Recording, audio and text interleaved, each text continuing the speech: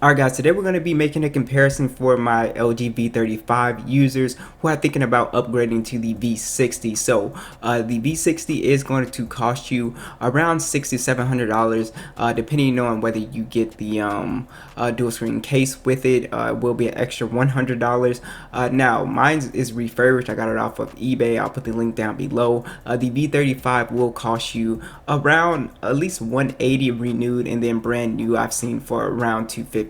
Now right off the bat, looking at the hardware, as you can see, they still kind of have the same design as you can see, but the V60 is just a giant compared to the V35. It just makes it look very tiny. Now they're both glass and metal phones. The V60 is definitely a big and heavy phone, so that is one of the biggest differences you're going to notice, just how big it is. Both of these phones have IP68 dust and water resistant ratings, which is great, so they can both get wet. One of the changes that they made is they put the headphone jack down below as opposed to up top like on the V35, and the power button is a dedicated power button on the V60 instead of the physical power button slash fingerprint reader on the V35. Alright, so when you turn both phones around, you're going to notice a huge difference with both of the displays. Not so much in quality as in just size. You have a 6.8 inch display on the V60. It's 1080p 395 for the PPI,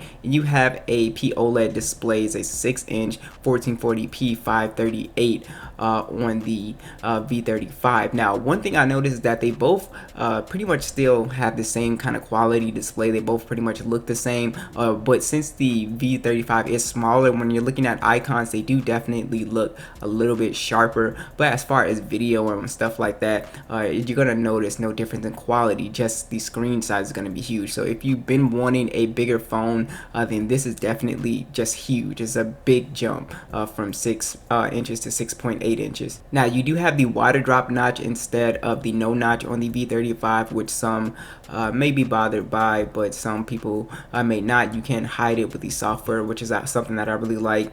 So as far as software, you have Android 10 on the V60. You have Android 10 on the V35, but on Sprint they haven't pushed the update, so I haven't got mine yet. But you do have it if you get like an unlocked version or another carrier. So it's very fast on both of these phones, so I don't have an issue with speed still on the V35. It's still a very fast phone, as you can see. Now, is there a noticeable difference? Slightly. There is a noticeable difference with speed, especially when you're launching games and stuff like that. But as you can see from these benchmarks, as you can see, the V60 of course is going to kill it with the Snapdragon 865 versus the 845.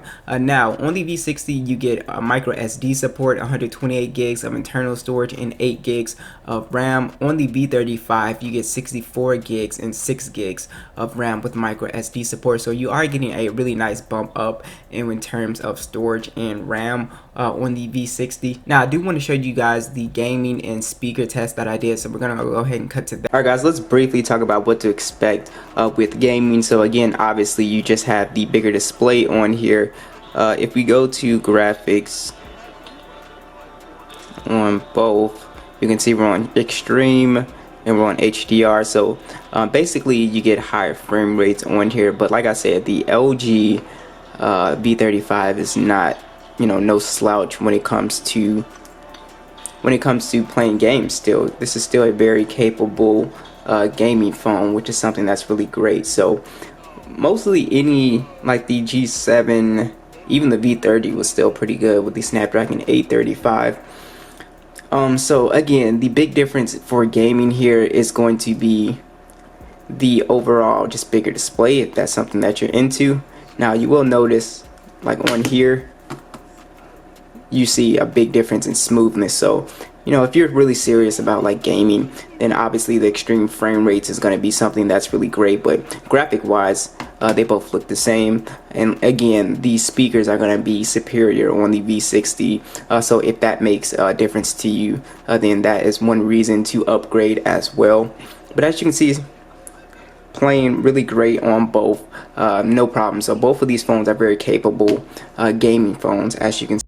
Alright guys, let's see if we can spot the difference with these stereo speakers on the V60 here.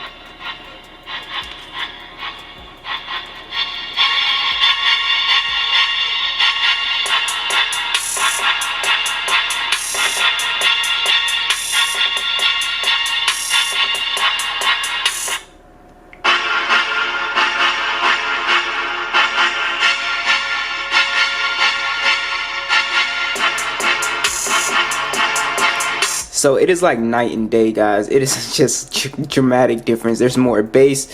The mids and the highs are better. It's a huge difference.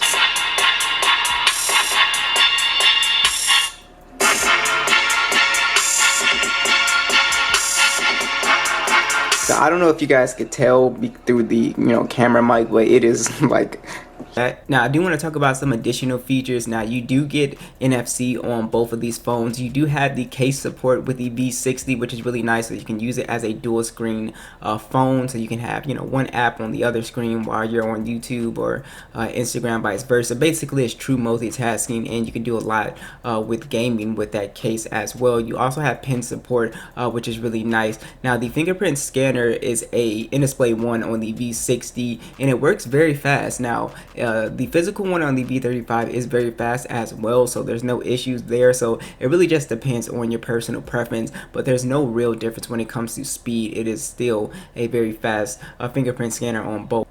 Now let's go ahead and talk about the camera. So you have a 64 megapixel standard on the V60, 13 megapixel ultra wide, and a 0.3 depth sensor. You have 8K video, which is awesome, and you also have a 10 megapixel selfie that shoots in 4K.